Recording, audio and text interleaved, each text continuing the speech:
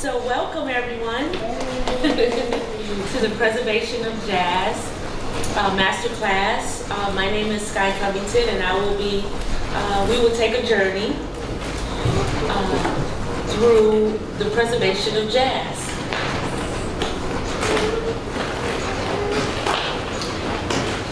This class exists because jazz is more, much more than music.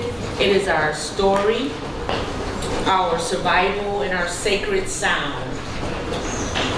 We are here to preserve, honor, and understand the art form that carried our ancestors from sorrows to sophistication. Jazz was born from African rhythm, spiritual hope, and the blues of survival. It became the heartbeat of a people who refused to die quietly. Through every horn, every brush on a snare, every hum and moan, jazz says, I'm still here. And as long as we are here, we must protect it, teach it, and let it live. I've been performing for over 25 years. Just recently in my lifespan that I decided to dedicate myself to the preservation of jazz. Preserving jazz, the legacy, the stories, the triumphs, and the not so traumatic or triumphant, experiences. So this here is a sheer delight here at the Hamtramck Library. So much so, we did have a stand here for the summer, and we are here, we're back for the winter, fall and winter months. So it's an extreme honor. I started teaching this class again because I believe the preservation of jazz is the preservation of us. Okay? It's not just about notes or history. It's about character, creativity, and community. Jazz teaches us dignity. Jazz teaches us discipline. And jazz teaches us how to improvise through life itself. For example, I find it quite funny and amusing sometimes, our youth, where when we were coming up, we could tackle any situation. We could tackle any situation. Perfect example, Gone with the Wind. It's a funny tale, but it's a precautionary one, that those curtains became her gown. Is that right? And I can look in this room, and if life depended on it, I could create firewood. I could even create food. If I look around this library, if we're stuck in this library, we can create life itself. We can birth a child in this library. We can create paint if we decided to do that. We could read, we could pray, we can invent. And for me, that's what jazz represents. Those fine lines of things that we don't see in the notes that we create. So that's why it's so important for me to preserve jazz. And I just want to tell you a little tidbit about how the preservation of jazz again came to be. Someone told me that jazz was dead. That's what someone told me. And I was very offended. And I was being funny. And I was drinking a little wine that evening, and we were all having a good time after a gig. And I said, well, I'll challenge you to do something about it. And one of the gentlemen that I was talking to said, I challenge you. So I decided to do It was only supposed to be 5 years. I'm going to dedicate 5 years to the preservation of jazz. I'm going to do my research. I'm going to talk about it. I want to sing songs that Billie Holiday sung. I'm going to sing, and I'm going to hire people and invest in people doing Betsy Smith, and that's where the Satin Dolls, if you know anything about that, you look that up. We've been doing the Satin Doll Review for over 7 years. And the Satin Doll Review is 11 jazz vocalists performs 11 jazz greats. So imagine in this modern time seeing Betsy Smith, Dinah Washington, Nina Simone, Etta James, Billie Holiday, Lena Horne, Dakota Staton, Sarah Vaughan, Bessie Smith. Imagine all of they're coming back to life. Imagine that stage. And we've done it. We've done it now. It was supposed to be for 5 years, and we're at our 9th year performing that, performing that show. So I'm sharing this because the preservation of jazz, for me, it was almost like a dare. So when I discussed the preservation of jazz too, when I discussed jazz, when we were having our debate that evening, I said jazz is the music that they thought that was fornication, and like how hip hop and a lot of R&B is now. Nothing new is under the sun. So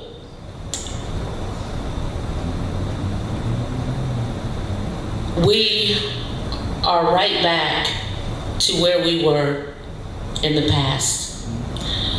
But jazz has proven to be not like they used to say, it was a whore music.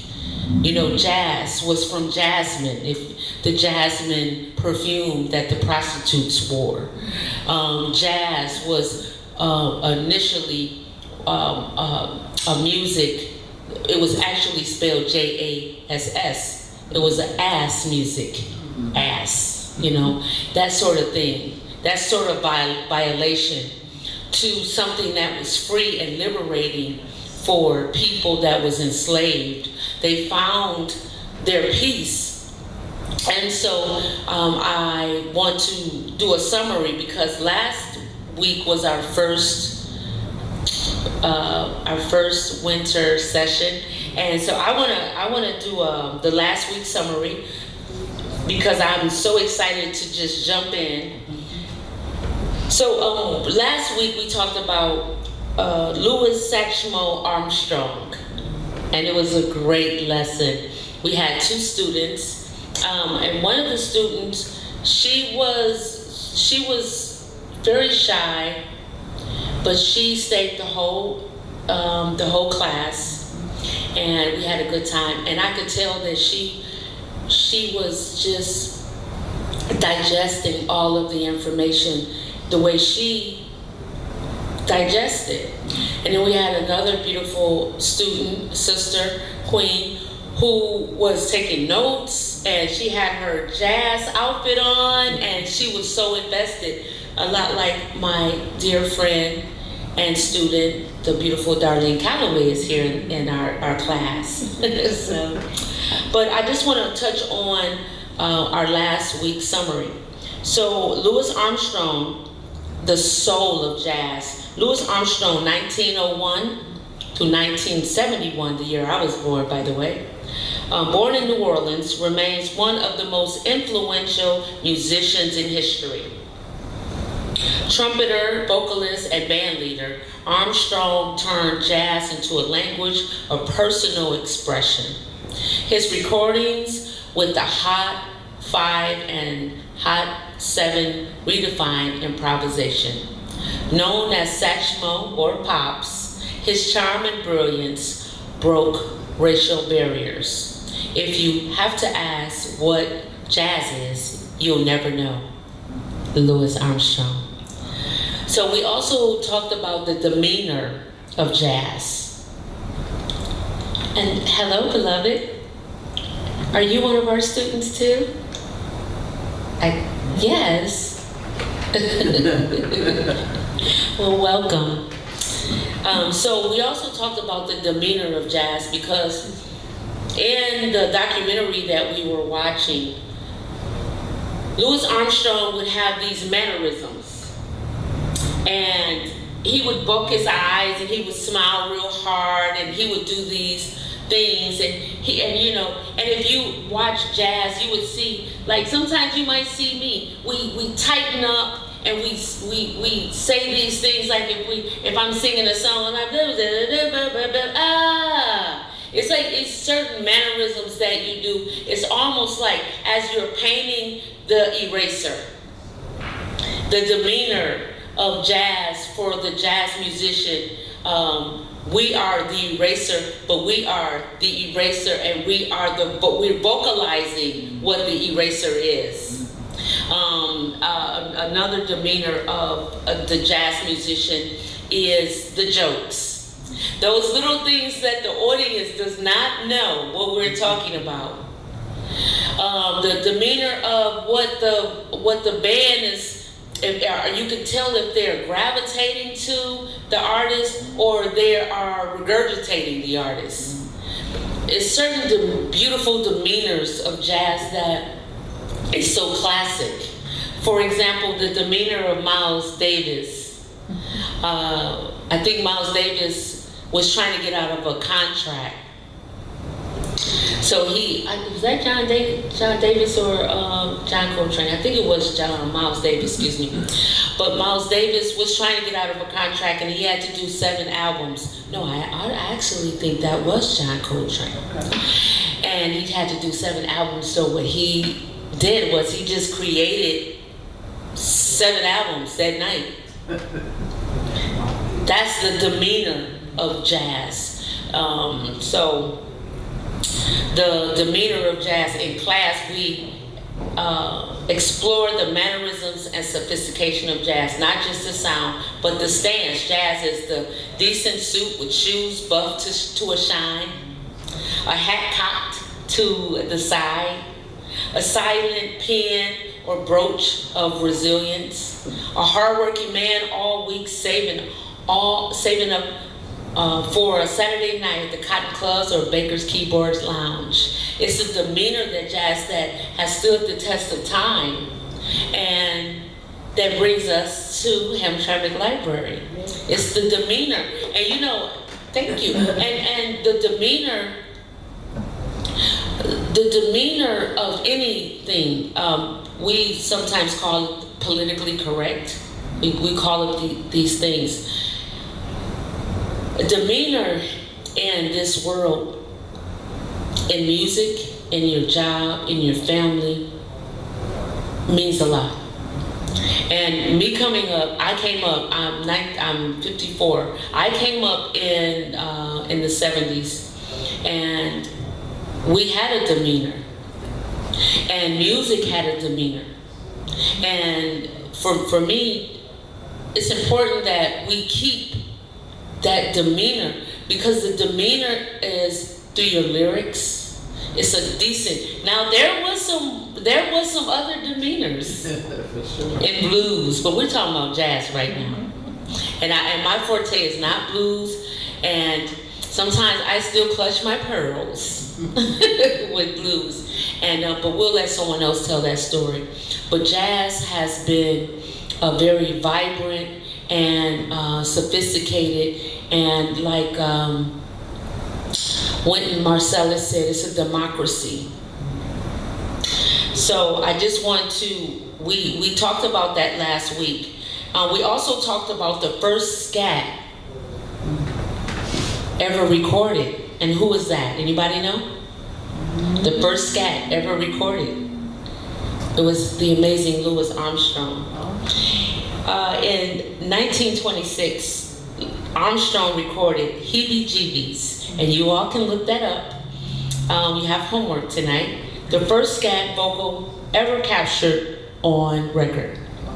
When his sheet music failed mid-session, he improved the rhythm and syllables instead of words, birthing a new sound that still defines not only freedom, but it defines clever.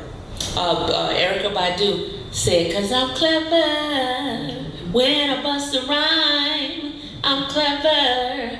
That, we get that clever is when the slaves made, when the slaves made the food taste good, when the slaves made the roach of the sea, now it's a delicacy. Now it's lobster. You know that lobster is the roach of the sea. Yeah, it is. Crawfish, those things. But when I talk about being clever, when I talk about improvisation, that's what my mind goes to. My mind goes to how a people could make things appear to be famous, could make life seem tolerable, even in a land of the oppressor, that a music can defy. You wouldn't even know we were poor based on our music. So that was something that we went over last week. That so remember, and this is for your notes, the first scat on record in 1926, if it ever comes up, Armstrong recorded Heebie Jeebies. Yes. And also, I love doing the summary because this is our second class, and I just want to make sure that we catch up together and we stay abreast of what's going on. Jazz, journalism, and documentation. We also touched on Greenlee Watson, Donnie, and Max Jones, and others who chronoed the rise of jazz through their writing the scripts of swing. They remind us that jazz isn't just played, it's lived and recorded. Sophistication and survival is also what we talked about. The trick is not to look intimidating. And that's what we had to do, going in the door, in the back door. Imagine performing and you are the headliner. Your name is on the marquee, but you can't show any ego. You can't show any pride, anything, and you have to go through the back door. But you have a house full of people to come see you. That takes art. That takes being clever. That takes, it's almost mystical how that happened. And it happened often. When I go through the front door at the famous historic music hall, I always think about who did not get to go through those front doors. But you would never know it when they got on stage because their mission was jazz. And jazz, I want you as your instructor, I want you to understand, why is it so important for us to understand and chronicle jazz? Because jazz was a music that they deemed inappropriate. But jazz is the last music standing that's appropriate. And not to put any type of other music down, but jazz has kept an integrity. And we did our last session was this summer, and we had the mayor of Hamtramck, and he was coming to have a meeting with Greg, and he stayed the whole show. I have a picture, Greg. Greg took a picture. I have a picture of myself and the mayor of Hamtramck, and he enjoyed it. He enjoyed it, and the language of jazz.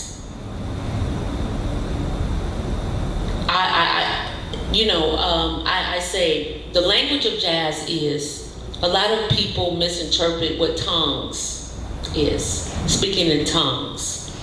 And we talked about this in our class last week. I think a lot of people have tongues they don't understand what the true meaning of tongues is. So tongues is where you have the person that's relaying this message, and you might have Spanish, you might have Polish, you might have Japanese, you have all of these different languages, but the person speaking in tongues can relay that message to everyone and doesn't have to have an interpreter for each.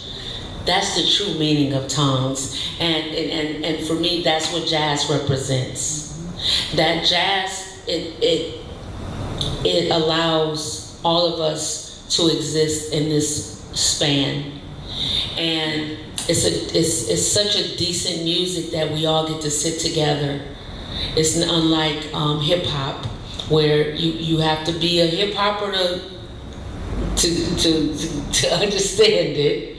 You have to definitely mumble rap. You have to definitely be of that nature. Even spoken word, because spoken word, and although I love journal entries, but spoken word even has an audience. Poetry has an audience.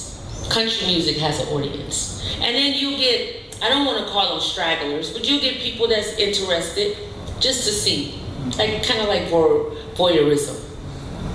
But I want to emphasize what jazz has brought to our neighborhoods.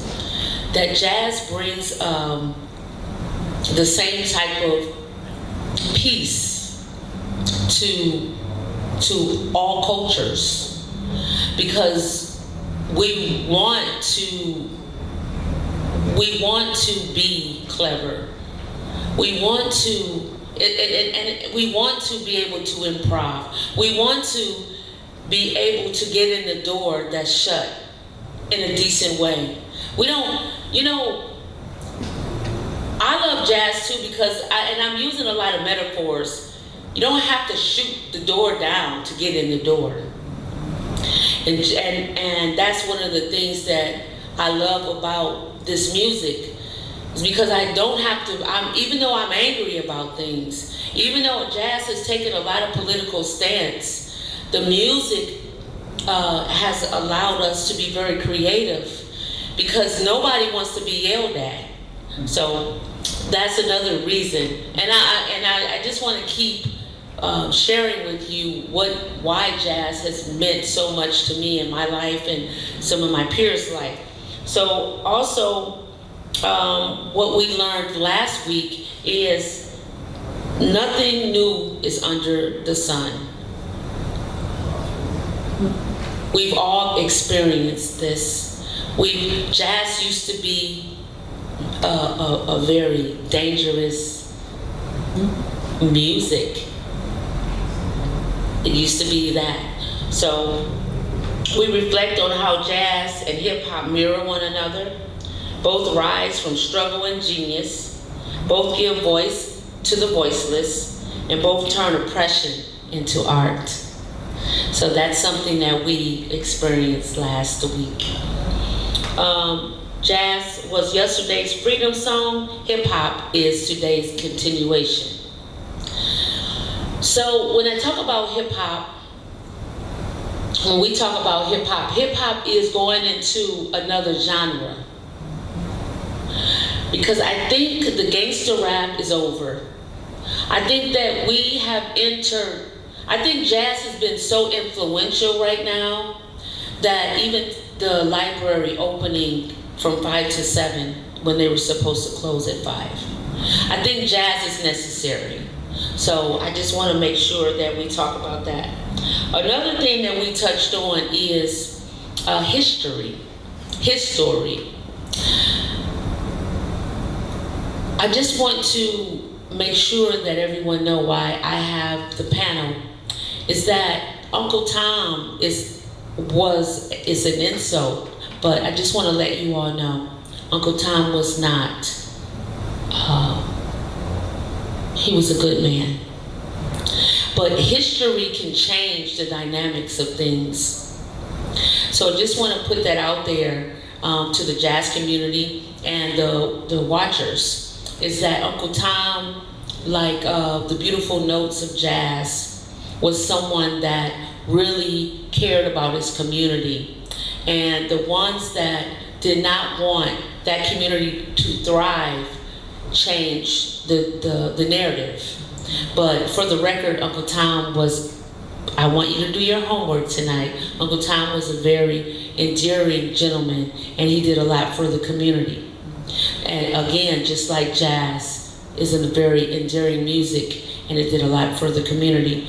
So that's something that we worked on last week. So I don't want to get, so the closing reflection, even in the land of our oppression, jazz became freedom. Now, a lot of people do not know that before jazz, there were this ethereal music, and they called it heavenly. Jazz is the voice of the enslaved. So we learned how to, I don't want to say manipulate, but we learned to be clever, to keep our families together, to not get our ancestors raped. We learned how to smile, if it was buck-eyed or not. But before slavery, there was another type of music, and that was born. So you had the harp, you had the flute, you had all of these beautiful melodies. You know, because a lot of times before jazz, what was jazz? What was jazz from? What was the great grandmother of jazz? And it was a very ethereal, beautiful music. It was bells. I don't know if you all know about the Tamaria conspiracies and that sort of thing.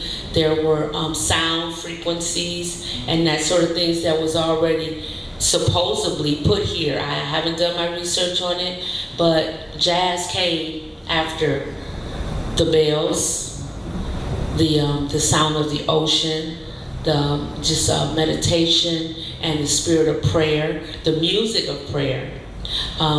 Jazz came from that.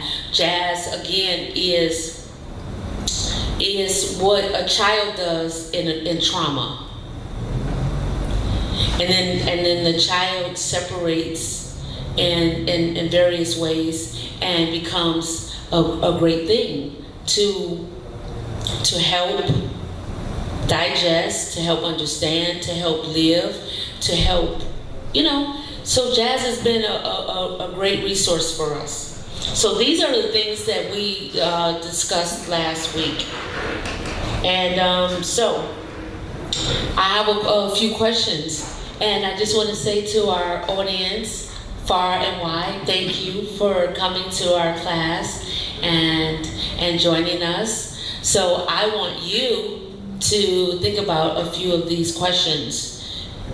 And my email address is unlimitedSkyProduction313@gmail.com. So if you have any questions about it, or if you want to share, then we can talk. And if you want to do your homework, these are your homework assignments from last week. So the first question, this is our reflection questions. How does Louis Armstrong's demeanor reflect strength rather than submission? Because in our film last week, people were very disengaged with how he his eye, why is he bucking his ass? Why is he smiling so hard? Because he don't want to intimidate people. So if you gotta buck your eyes and smile to get your music, that's like champagne problems. You're gonna buck and smile, but everyone was on the fence, like everyone is on the fence now. We have so much going on in the political world, and so people are on the fence. But we should think about what makes people stay in the game.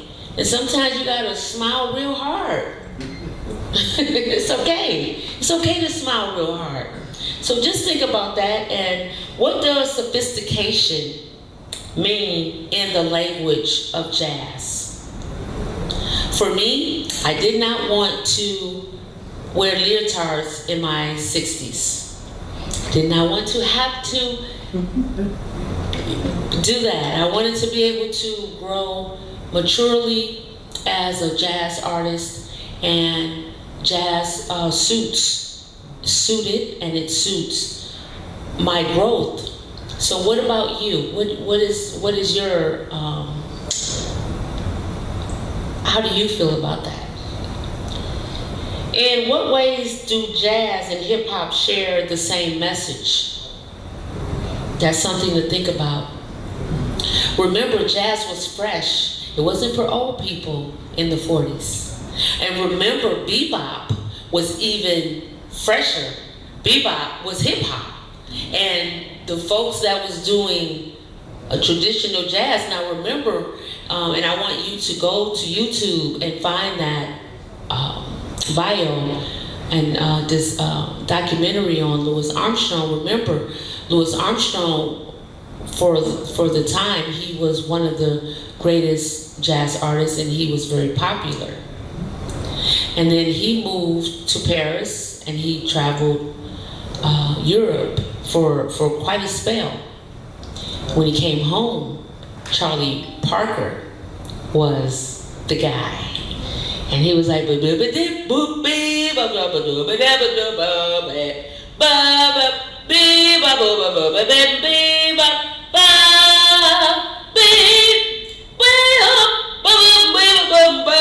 and he was disoriented because he was like, what the heck is this?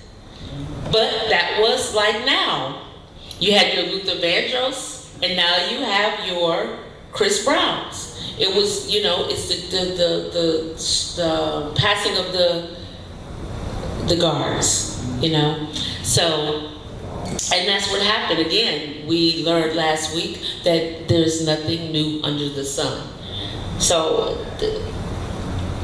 the last question, or the last two, what does it mean to put your fury and your work and your passion on stage?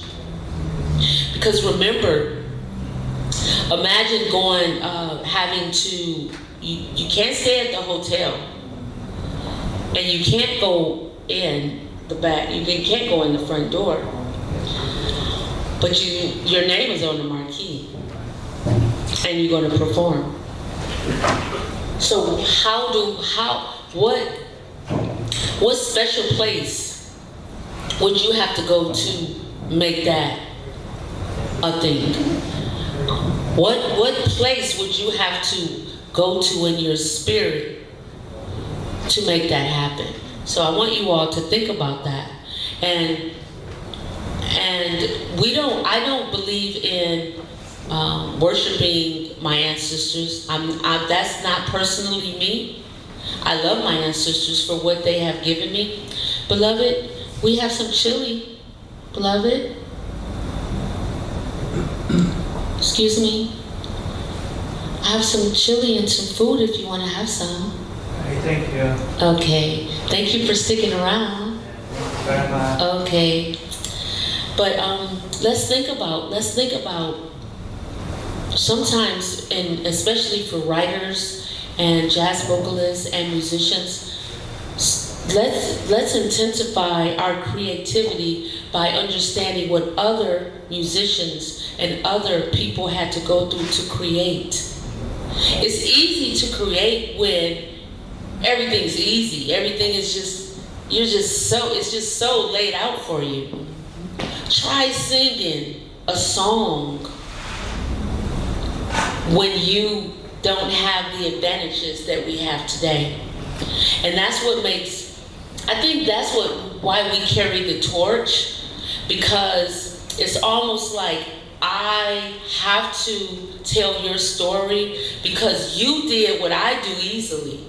I have a husband, Greg, and I have the library, and we all love each other, and I've been living in Hamtramck for a long time, and we're just all doing what we do to make Hamtramck greater, and just do what we do because we love our city. But imagine not having any of that and still getting up there and singing some of the best music that you have ever experienced. So it's definitely necessary for us to keep these stories abreast, a part of our hearts and our spirit and in our forefront, so we can do better. So we are not just singing just because. You never want to do anything just because. So those are the things that we experienced last week. This last question is, how does jazz still serve as a form of freedom today? Okay? Yes, and if you want these questions, please give me an email and I will send you the questions. And if you're far and wide, which I know a lot of you are, we can send you some homework and everything. So, a lot of what we experienced last week was the origin of jazz, from sorrow to sophistication, the birth of a sound. Jazz was born in the late 19th and early 20th century, though they say. A child of pain, pride, and perseverance. It emerged from the hearts of African-descended people in America who carried with them the rhythm, chants, and the communal spirit of the motherland, which that's true. At its core, jazz is Africa and African rhythm meeting Western instruments, sorrow meeting song, and improvisation meeting survival. So we go right back to sitting in this library and they lock the doors. And it's just us in this library. So I know there's a refrigerator in the back and you might have a little vittles. I know there's a can of green beans and some gambazo beans, and we got some chili, and we have some soup. We have books, and it's in the winter. So how do we survive? What do we do collectively and creatively? We have plants here, so we might have a few seeds to survive with, because we're stuck in this building. So what do we do? What do we do to create a serene environment? And that's what our people that created jazz, that's the mindset. That's where that music comes from. What can we do? Because we're in this. We are slaves. If we escape, they're going to kill us. So what do we do to create our not a paradise, but just to be comfortable? What do we do? So we began to create. We began to weave. We began to make baskets out of these books. In fact, we began to make shoes out of these books. We began to splice the plants and make other plants. So we'll have, because it's a few of us in here, we need oxygen because we can't get outside. We need to double the water So now we're trying to create from the rainwater. How do we create these things that we're going to need to survive for the next few years? And that's where the origin of jazz comes from. Is how do we create something from our pain that can relay, not like what Billie Holiday did. Unfortunately, she was one of the sacrificial lambs, because somebody wrote a poem to her, "The Strange Fruit," and she was a light-skinned. She wasn't paper bag brown. If you know anything about that, look it up. She was light-skinned, and they were all over her like a web. She could have lived on Easy Street just from her complexion alone. Just from her complexion alone. But she decided to sing that song. Southern breeze bears a strange fruit, blood on the leaves and blood at the roots. But then and it was the time too. Because I think our beloved Tupac said there is like 4 steps. And say we're in this library. I'm hungry. And you're like, I'm hungry, hungry, hungry. And you just want food to come down. Then that second step is like, I'm hungry, hungry, hungry. That third step is, I'm hungry, hungry. So there's levels to, and what do? What is the fourth? What is that fourth dynamic? You pushing the door, you taking a chair, and you busting down the window, and you trying, and a lot of the music was that. And Billie Holiday, look her up.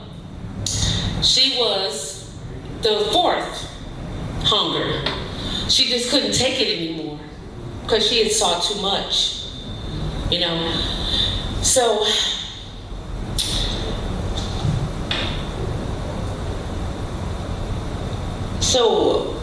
going back, so we're going to go back to our African roots and our rhythm and response.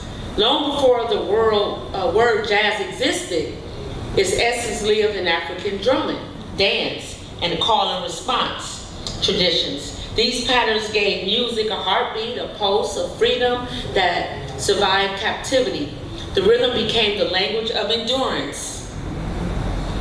Because now I skipped a beat with Billy, but this is when we were just knocking and tapping, when we didn't know the mindset of who we were dealing with.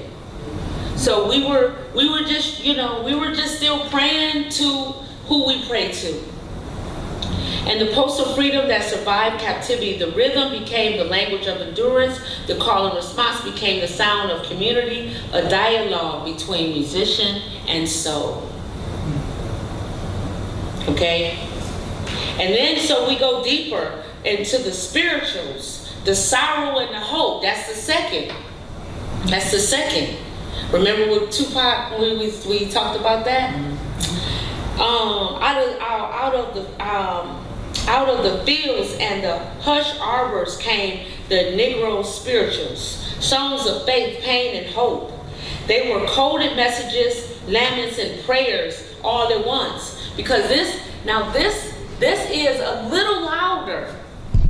The drum is like,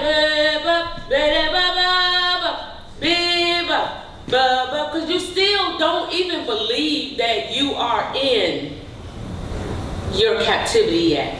It's hard to believe it. Like if we were stuck in this library, it's like, you'll have a year that you just, remember Gilligan's Island? Well, they just knew that they were going to just be saved at one point. But then, after so long, there's a point in life where you just know that This is going to be life. And that's where the spirituals came in, because now we just need a louder prayer, because this library is good, and we've been dealing, and we're keeping calm, and we don't want to scare. We don't want to scare what's going on. We don't want to scare our children or whoever is here. We want this to be. We want to still be civilized.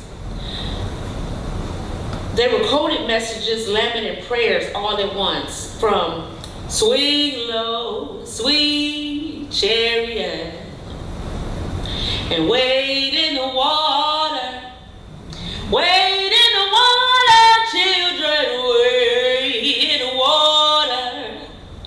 You know? So you see the dynamics. Just like our story that we are, again, hypothetically, we're in this library and we have to adjust our thinking, because we're never going to get out of this library. That is what has birthed jazz.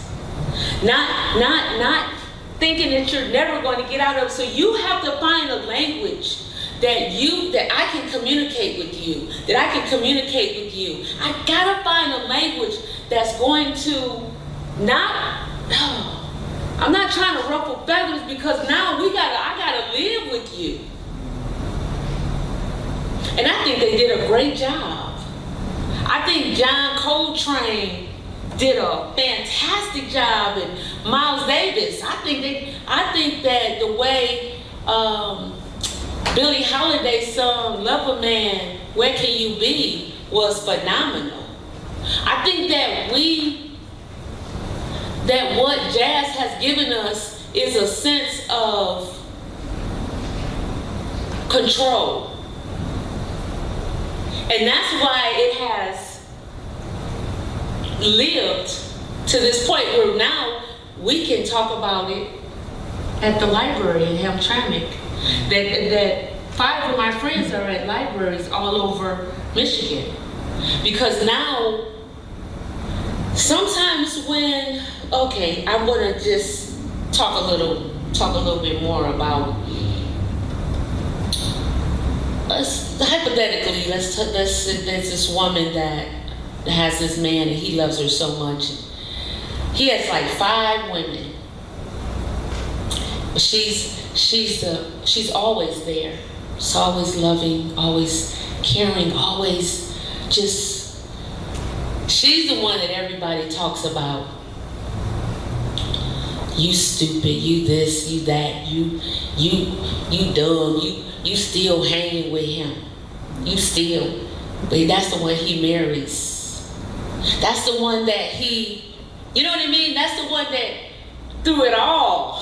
she never opened. She always buckled when he would come in from gigs late at night. You know, that is what I'm saying with our history, with jazz, and with our oppression and everything.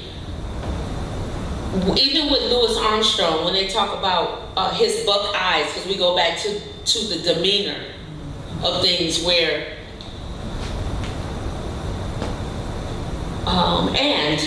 something just came to me.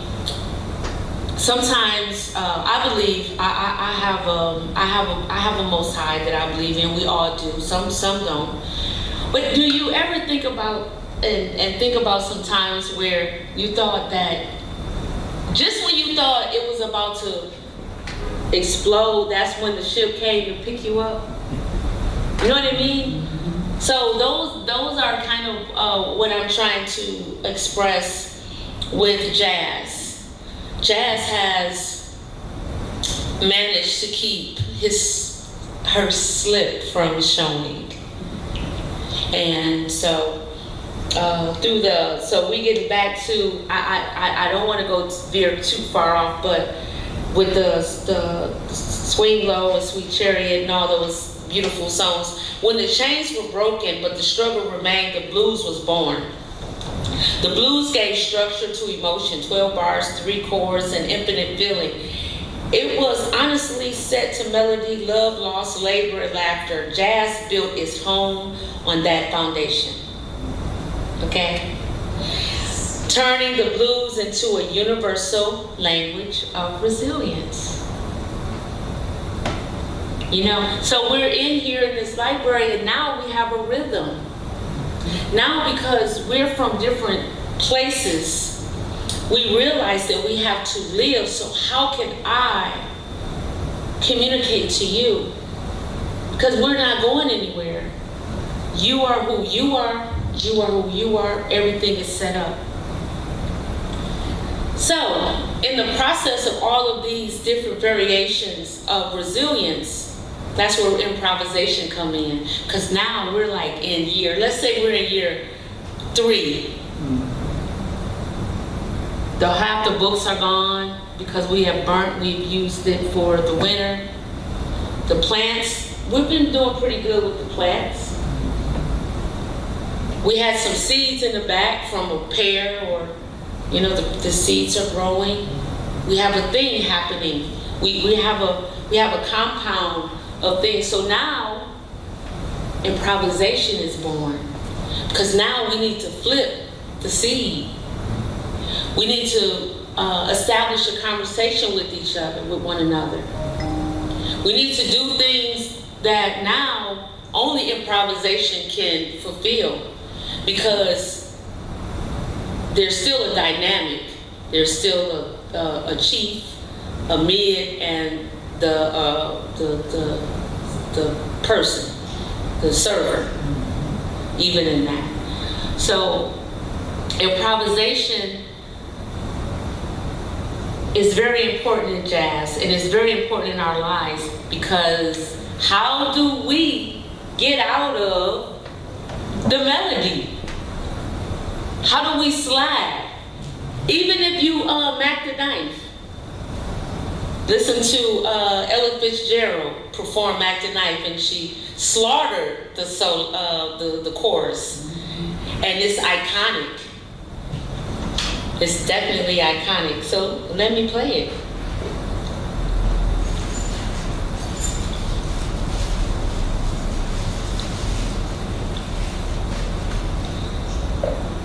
Let's see here.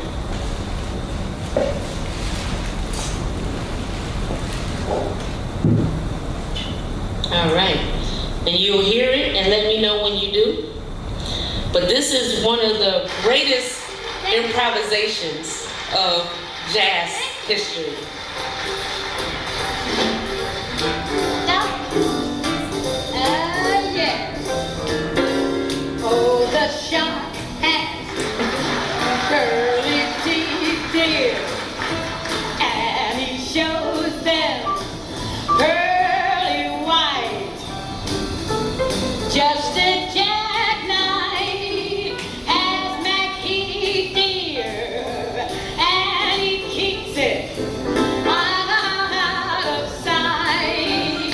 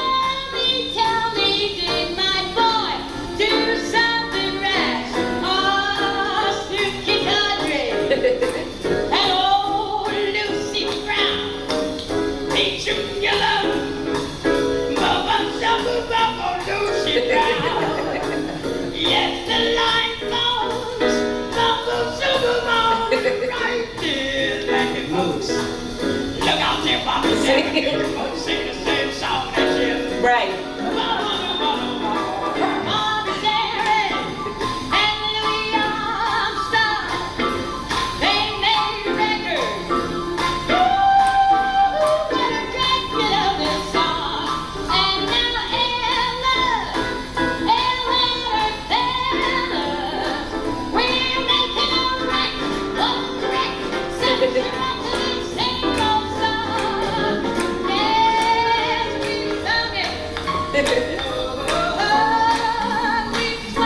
See?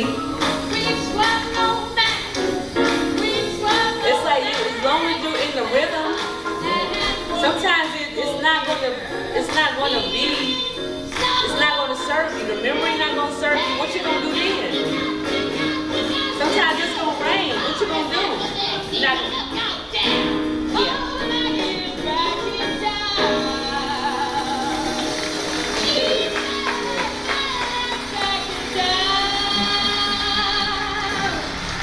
Yeah. So, improvisation became the heartbeat of jazz, the art of making something beautiful out of what you have. It is the sound of survival. Each solo says, I'm still here. Each note is a choice, a prayer, and a protest wrapped in harmony. What am I going to produce with nothing? And not to say that, I'm not going to say nothing, because nothing is just so absolute. What am I going to create out of what is given to me? And as a jazz artist, as a jazz vocalist, a lot of what I have given in my jazz and in my doing improvisation, because I'm a poet and this thing, it lingers, it bleeds into my everyday life. I can figure out things so clever. I'm never without anything. I'm always figuring out what I can do. For example, just something simple. I loaned my plunger to my sister. I never get anything back from my sister. I didn't want to tell my husband that. The plunger that you plunger in the commode, we was using it in the sink, and it wasn't working. And my brother, I lived with two strong men, and I tell you, they are so good, but they could not figure out how to get that water out of that sink. But boy, improvisation. I'm like a ninja when it comes to improvisation. I'm like, how can I get that water out the sink? And I went in my dressing room and said, just simple, unwrap the hanger and get it out. Because it was just a few pieces of steak that I didn't, it's just a few things. And just to see that water, and this is a true story, I'm not exaggerating. To me, I feel so much joy in being clever. I feel so much joy in learning how to get out of a situation, even through a song. Ooh. And because there's two things you can do. You can retreat, or you could stay in the game. You know what? Hey, I messed up.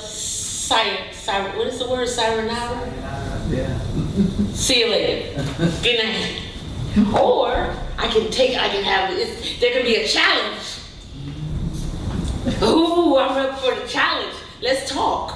When Marcella said that jazz is a democracy, let's have a conversation. Because you gave me some information, I'm not going to yield. I got some information for you. Let's debate on stage. You play a little bit, I play a little bit. Let's create this thing. I'm angry, well, show me, but be decent. I'm enslaved. I can't scream, I can't kill, but show me. Show me how you survived. So your next generation can live too. Improvisation, yeah, you might say, well, Sky, you're reaching. No, I'm not reaching. Because everything that we do is a part of everything that we do. It has to be a part. Everything has to connect. So because music is deeper than just performing music, everything has to connect. It has to. How you deal with people is how you will deal with people on stage. When I go to a show, I always go to the sound man first. He's my favorite guy. The sound man should be your favorite guy. Why? Because the sound man can make or break you. That's just like life. You treat your banker, you treat people kind because these people can alter your life. It's the same, everything is that. I'm not gonna say everything is a jazz walk, but sometimes it feels like that. I don't want everything to be a country song. I don't want everything to be a hip hop. Don't want that. But jazz, I like that. I like the democracy. I like the improv. I like those things that I can relate to, those things that I have to. I like when, well, another thing, back in the day, we used to dance to jazz, just a little tidbit. We used to dance to jazz, but it was so fiery, they made it illegal, because we was having too much fun. So now when we sit and we listen to jazz, we still dancing. We still dancing because you can't take the fire and the love and everything that jazz does. You can't take it from us, but it's okay. Because so that's where we again, so in essence, jazz is the memory of drums and hums of rhymes, the cries of the blues and the courage to keep playing. It's that feeling that I feel defeated sometimes, but I found the music, I found a language that everybody can understand. So let's talk about after New Orleans. Oh, we were in improvisation. So after improvisation, the Art of Freedom, we had let's go to New Orleans, where it all came together. Because remember, we're building this, we're traveling through time with this. The city of New Orleans was the perfect storm for a new sound. African rhythms, Caribbean beats, French marches, Spanish guitar and black church harmonies collided in the streets. Brass bands led parades through Congress Square, a sacred space where enslaved Africans were once allowed to drum and dance on Sundays. Out of those gatherings grew a new language: ragtime, blues, brass, and soul blended into what we now call jazz. So we bought, you see? It's the connections are brilliant. And so I'm just going to go back. I'm about to go to Chicago and beyond. The journey north, as the Great Migration carried black families from the south to the north. Chicago came jazz next home. Clubs on the south side echoed with pianos, horns, and laughter. Musicians like Louis Armstrong, King Oliver, and Jelly Roll Morton brought the New Orleans sound and mixed it with the urban energy. It was amazing. So we're gonna take a bit of a look. We have a little time to go to our screen here. Not sure. Okay. Okay, something like that.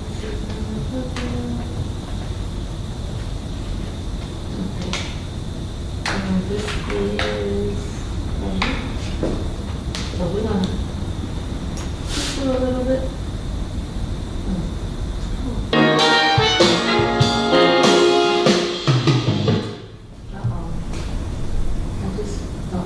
It's off. Why is it off? Come on.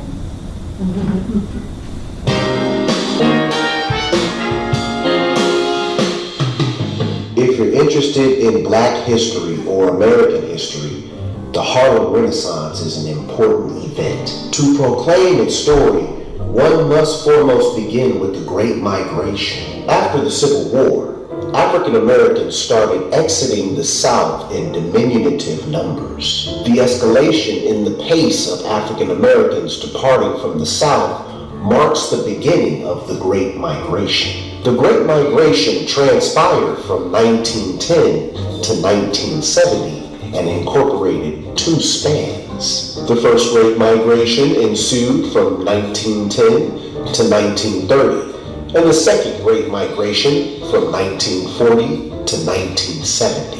It was the first Great Migration that ushered in the Harlem Renaissance. Historians attributed the transition in population to push-pull factors. Elements that compelled Black folks to desert the South were Jim Crow laws, terrorist attacks by white supremacists, and the boll weevil. Factors that lured African Americans to the North were labor opportunities of the First World War and the termination of immigration into the United States.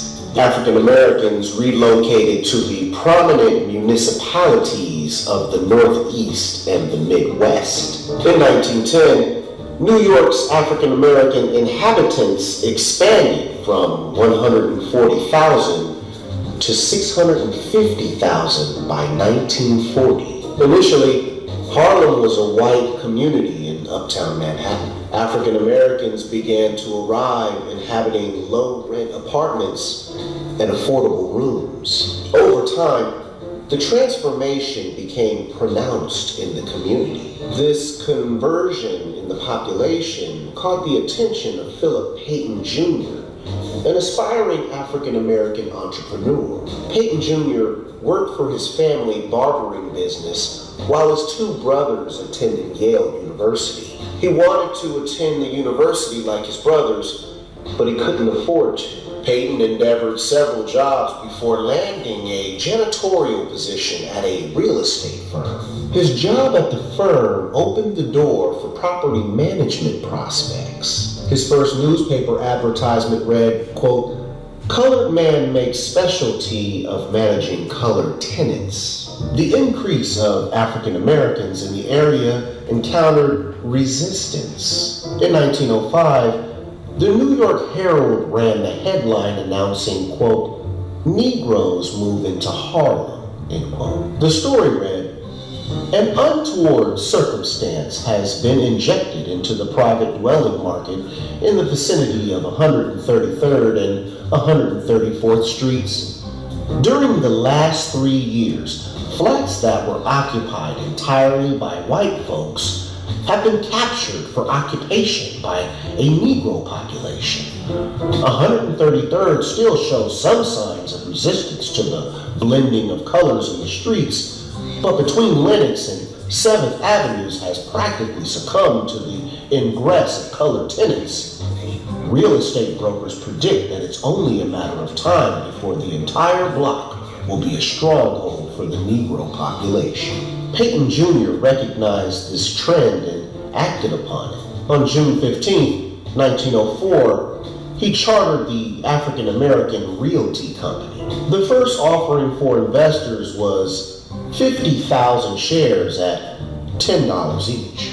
The investment proposition enticed small Black investors interested in making yields and assembling a base for African American empowerment. He advertised directly to Black investors, telling them, quote, "Now is the time to buy. If you want to be numbered among those of the race who are doing something towards solving the so-called race problem." In 1905, the white-owned Hudson Realty Company bought land on West 135th Street near Lenox Avenue. The land Hudson purchased was in the heart of Harlem, and plans were to build residential housing. Hudson also purchased 3 adjacent tenement buildings from Afro-American Realty. After the acquisition, Hudson evicted all the black inhabitants and substituted them with whites. The Afro-American Realty Company responded by attaining 2 neighboring apartment houses, evicting their white renters, and replacing them with blacks expelled by Hudson. These dysfunctional incidents triggered a decline in property value, and ultimately, Hudson Company sold its initial acquisitions back to Afro-American Realty at a considerable loss. This shrewd business maneuvering against Hudson enhanced Peyton Jr.'s prestige and seduced more investors in Afro-American Realty Company. The Afro-American Realty Company continued to obtain houses, tenements, and apartment buildings in and around Harlem. African Americans from neighboring areas began to migrate to Harlem,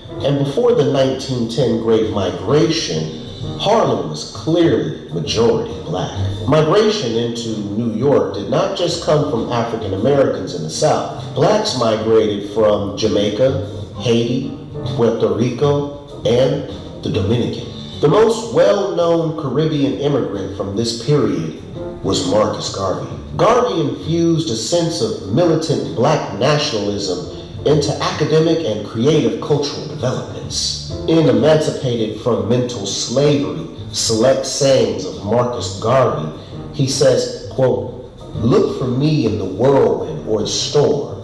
Look for me all around you, for, with God's grace, I shall come and bring with me countless millions of black slaves who have died in America and the West Indies and the millions in Africa to aid you in the fight for liberty, freedom, and life," end quote. The merger of black political ideas, literary, and artistic expression fused and became what we now call the Harlem Renaissance.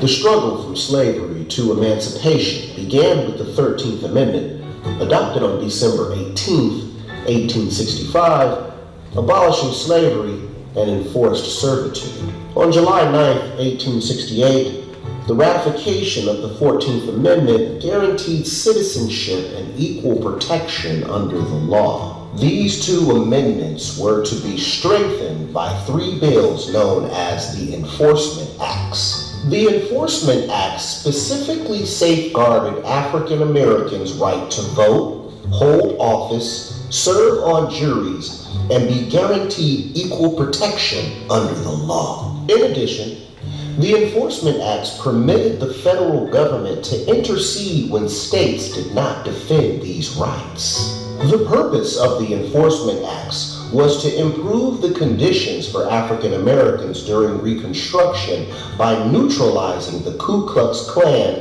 and other terrorist organizations that arose after the emancipation of African Americans. The Enforcement Acts prohibited terrorist acts committed to intimidate African Americans from embracing freedom and admission to suffrage rights. The new federal laws and constitutional amendments became only words on paper due to a lack of will to enforce them.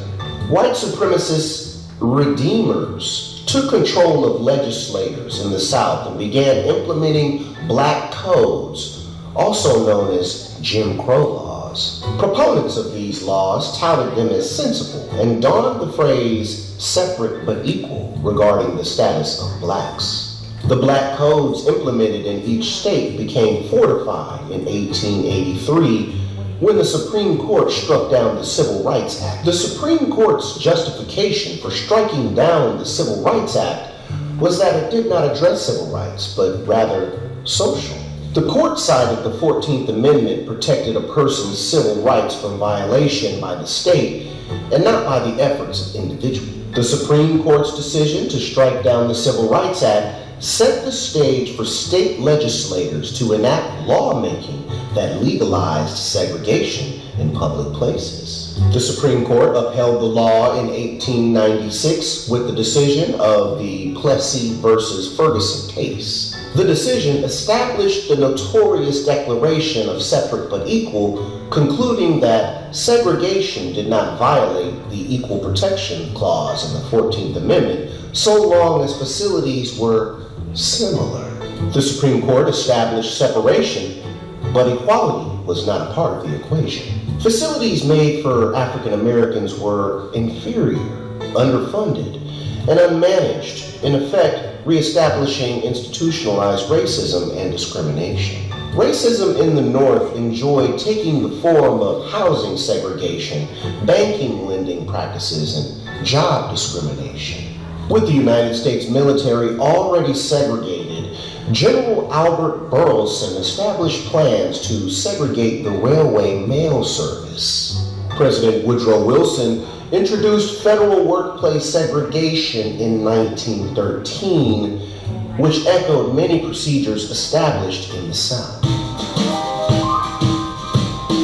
William Edward Burghardt Du Bois was born in 1868 in Great Barrington, Massachusetts. His father, Alfred, deserted the family, leaving his mother to sustain the family as a domestic servant. Du Bois excelled in public school and attended the historical Black Fisk University in Nashville, Tennessee. At Fisk University, Du Bois obtained his education and first-hand experience with life in the Jim Crow South. After attending Fisk, Du Bois went to Harvard and graduated in 1895 with a doctorate in history. His PhD dissertation, The Suppression of the African Slave Trade to the United States of America, was published as a book, becoming his first in dozens he would later write. After attending Harvard, Du Bois studied sociology at the University of Berlin for the next few years.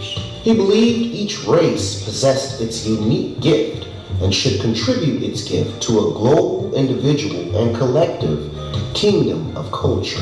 When Du Bois returned to the United States, he quickly realized options for pursuing a career in academia were limited. Du Bois eventually found an opportunity at Atlanta University, where he finished his literary classic, The Souls of Black Folks. The Souls of Black Folks was a collection of essays, snippets of autobiography, and fiction intended to shine a light on the reality of those who lived, quote, within the veil, end quote. The intended audience was supposed to be white, but Du Bois' book had a more significant influence on blacks. This influence became especially felt by the artists, poets, and writers who created the backbone of the Harlem Renaissance. Du Bois knew exactly where he stood in the emerging black movement. His position in the African American struggle was clear when contrasted against the views of Booker T. Washington. In the beginning,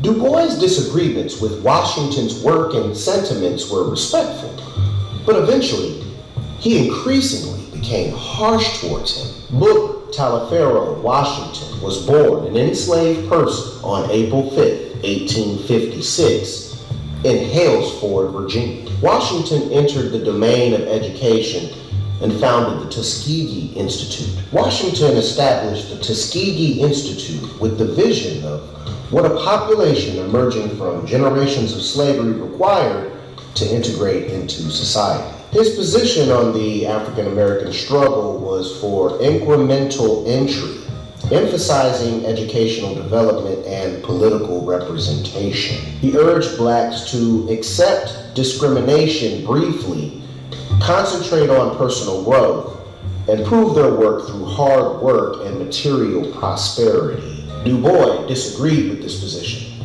stating that it gave a passive acceptance of Jim Crow racism. Du Bois and other like-minded black intellectuals started the Niagara movement in opposition to Booker T. Washington's passive strategy. The Niagara movement promoted rapid changes in opposition to racial segregation and disenfranchisement. The Niagara movement did not gain much support, but its creation indicates a desire of some African Americans to take a stronger stance against codified white supremacy. In 1910, Du Bois moved to New York, where he began working for the NAACP and edited its monthly journal, the crisis. Du Bois could not accomplish much with the predominantly white leadership of the NAACP, but he became famous through the mainly black readership of the crisis. His views on lynching, World War I, Bolshevism, Pan-Africanism, Garveyism, and the New Deal became talking points. Du Bois positioned himself as the torchbearer of the new literary and artistic movement during the Harlem Renaissance. He recognized that artistic and literary expression would prove black legitimacy far better than blacks accepting discrimination and pursuing an education. Du Bois argued that the black man was the original American artist, and the rude melodies of black slaves were the only authentic American music. Du Bois stated that black laughter, dance, and music gave substance to an otherwise empty, materialistic American culture. Through the crisis, Du Bois launched a competition for black writers. It was through this competition that Langston Hughes materialized with his poem, The Negro Speaks Rivers. Du Bois was ultimately guilty of intellectual and artistic snobbery. He could not embrace Louis Armstrong or Billie Holiday over Wagner and Beethoven. He couldn't embrace Langston Hughes and Claude McKay over Byron and Tennyson. The inability to embrace African Americans over whites contradicted the very movement he was instrumental in creating. Du Bois' appeal to classical music and his declarations for blacks to compete and not simply mimic estranged him from the movement where he existed on its fringes. Booker T. Washington lectured patience and incremental growth, and Du Bois pushed the status quo, demanding full equality. But Marcus Garvey personified black vigor and political assertiveness. Marcus Garvey is the founder of Black Pride and modern black nationalism. African Americans needed a charismatic leader who could uplift them and provide assertive direction, and Garvey provided just that. Marcus Garvey was born August the 17th, 1887 in St. Ann's Bay, Jamaica. He was a printer by trade and the publisher of several small newspapers. Garvey was a gifted public speaker who gained a political education on the sugar plantations of Jamaica. In 1910, he left Jamaica and traveled through Central and South America. Garvey's beliefs developed with the influence of Du Bois' ideas of Pan-Africanism and Booker T. Washington's pragmatic views. He synthesized their ideas with a vision of where to go and expectations for African Americans to aspire beyond plantations and colonial power. In 1912, he traveled to Europe and took classes in law and philosophy at the University of London. Garvey also contributed to the African Times and Oriental Review, published by Duce Muhammad Ali. Duce Muhammad Ali was an Egyptian Sudanese intellectual known for his radical positions on African nationalism. His influence was significant among a generation of politically conscious black diasporans. Ali was very influential to Garvey, who often spoke at Hyde Park's Speaker's Corner. When Garvey returned to Jamaica, he adopted the ideology of Booker T. Washington. He preached accommodating colonial rule and taking a one-step-at-a-time approach to black advancement. On Garvey's first visit to the United States in 1916, he quickly changed his mind about that position. The new Negro era was in full swing,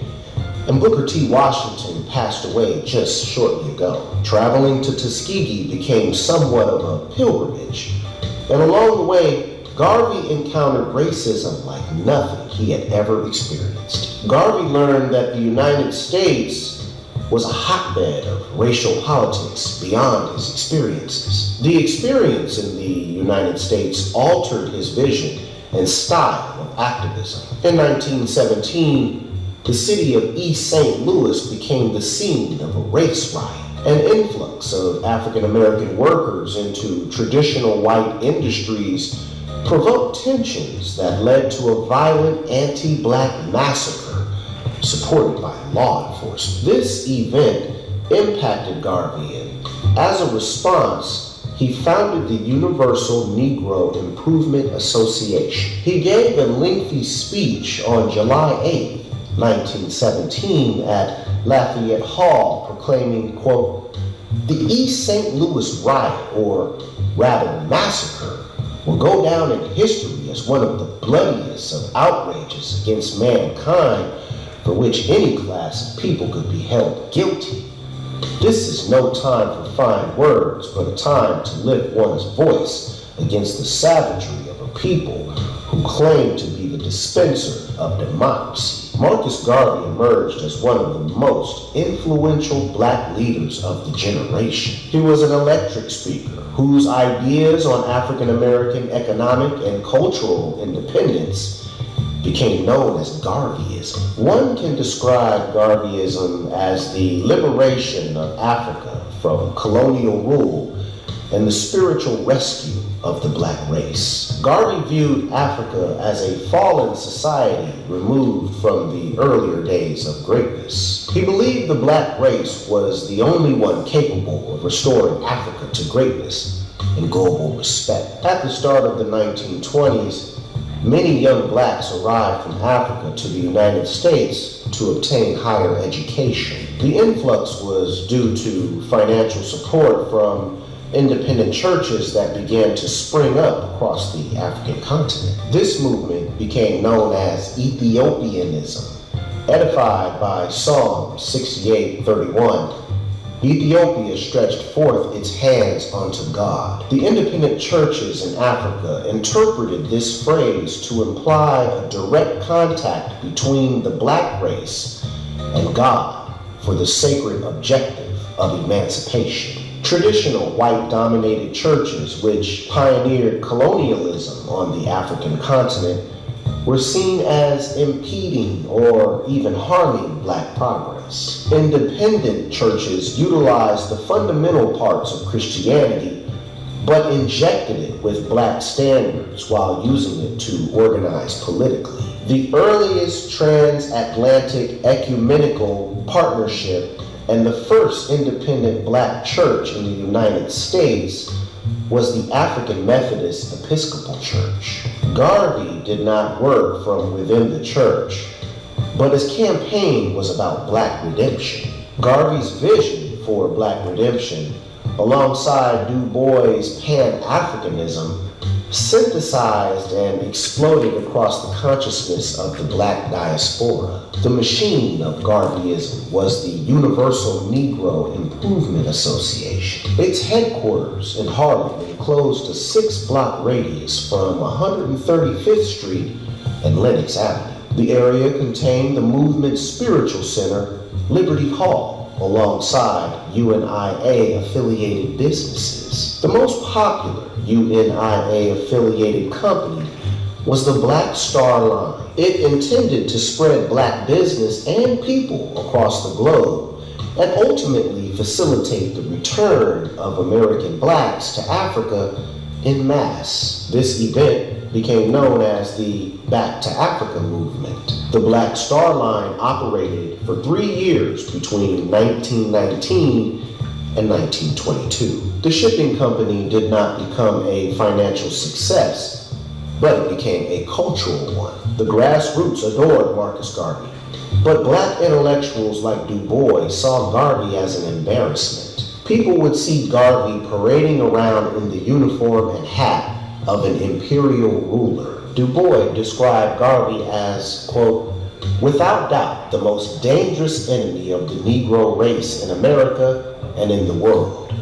He is either a lunatic or a traitor," end quote. His main objection to Garvey was his position that no black American could ever obtain citizenship, so the separation of all blacks back to Africa was the only solution to the Negro problem. Garvey accused Du Bois of bias based on his lighter skin and academic experience. Du Bois referred to Garvey as an ugly, fat black man, and Garvey called Du Bois a white man's nigger. Garvey was deported back to Jamaica in 1927. Ironically, Du Bois himself forfeited his American citizenship and moved to Ghana. The Harlem Renaissance was not only a conscious movement, but it was an artistic one as well. It established a new black cultural uniqueness and signaled an arrival of a new age for African Americans. Du Bois saw black achievement as equal to white achievements and once stated, quote, "It is unfair to judge us by our criminals and prostitutes." In Du Bois' mind, if blacks could rival whites in cultural achievement, then blacks would have a fair assertion of equality. Some African Americans embraced this philosophy and made sure their art reflected it. Artists like Aaron Douglas had a separate view of what black art should be about. Aaron Douglas was born May 26, 1899 in Topeka, Kansas. In 1925, Douglas ended up in Harlem by chance while en route to Paris to attend the university. What he witnessed in Harlem encouraged him to stay. His first work was to illustrate Alain Locke's book, The New Negro.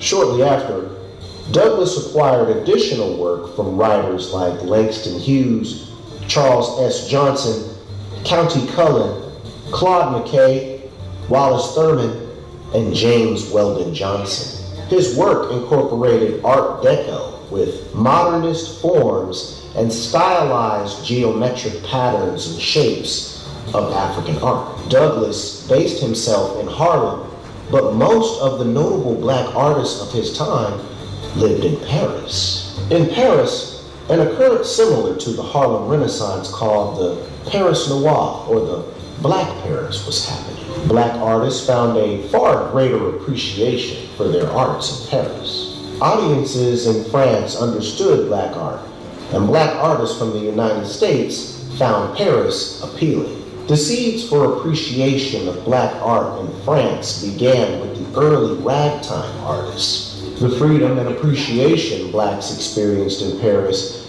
inspired the innovation of art with a greater degree of sophistication. Black artists thrived in Paris until the Great Depression forced many blacks back to America. The return of black artists from Paris is why the finest work in visual arts from the Harlem Renaissance materialized in the 1930s. The relocation may have been undesired by the artists that returned, but the art that they brought back to America inspired the work of local New York artists. One such artist was Palmer Hayden. Palmer C. Hayden was born on January 15, 1890 in Whitewater, Virginia. He used oils and watercolors to depict African American social landscapes. He attended Cooper Union in New York and Booth Bay Art Colony in Maine. In 1925, he created his first masterwork, Fétiche et Fleur. Another artist was Archibald Motley.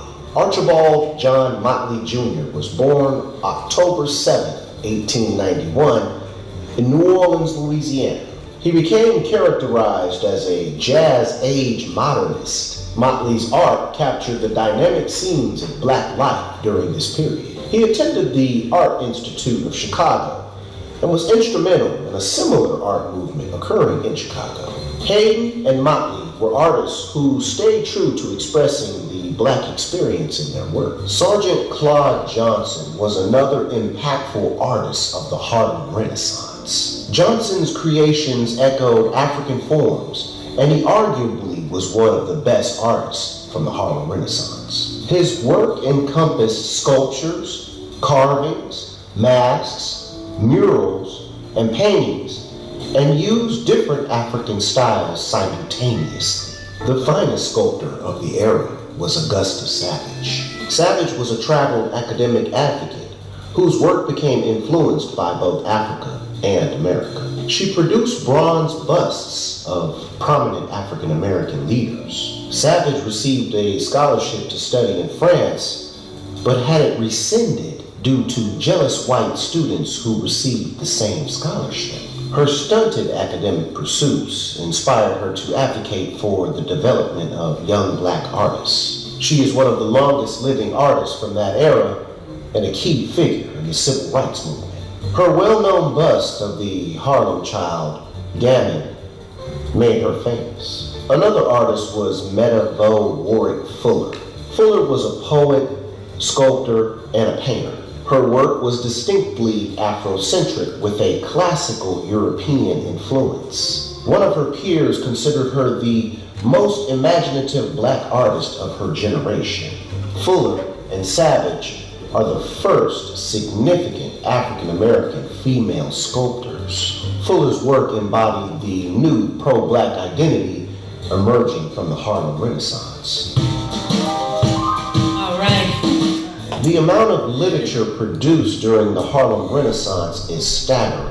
Literature came in several forms, from poetry, drama, periodicals, journals, and news reporting. March 21st, 1924, a significant event occurred in black literature. Organized by Charles S. Johnson, editor of Opportunity, a journal of Negro life, the event celebrated the publication of Jesse Fawcett's There Is Confusion. There Is Confusion was significant due to its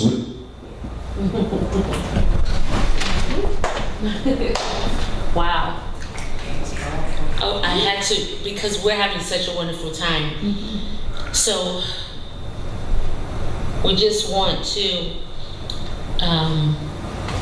it's so endearing to have our second class. Just want to say thank you to our students that's far and way far, and want to thank you, Greg.